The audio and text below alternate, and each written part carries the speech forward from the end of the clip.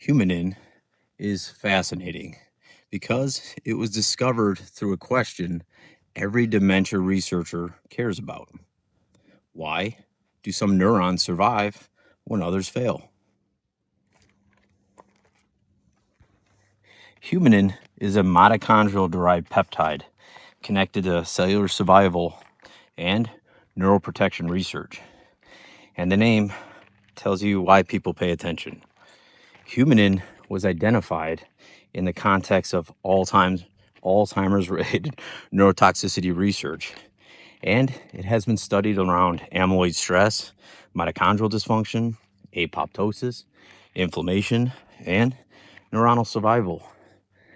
That makes it a very powerful teaching peptide because in dementia biology, we often talk about what damages the brain: amyloid, tau, inflammation, oxidative stress, vascular disease, mitochondrial dysfunction. But we also need to ask, what protects the brain? What lets one neuron survive stress while another one fails? What survival signals are lost with aging, inflammation, or metabolic disease?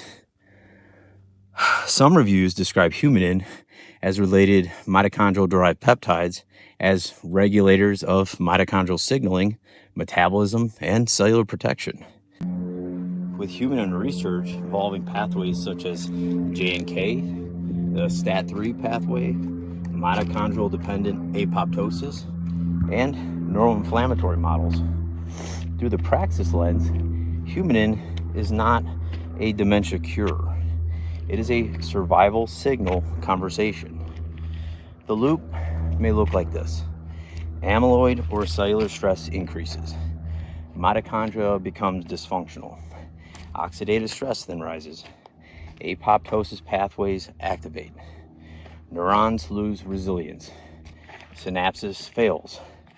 Cognition then declines.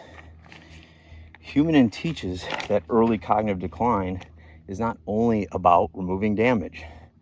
It may also be about restoring resilience. That is a different way to think.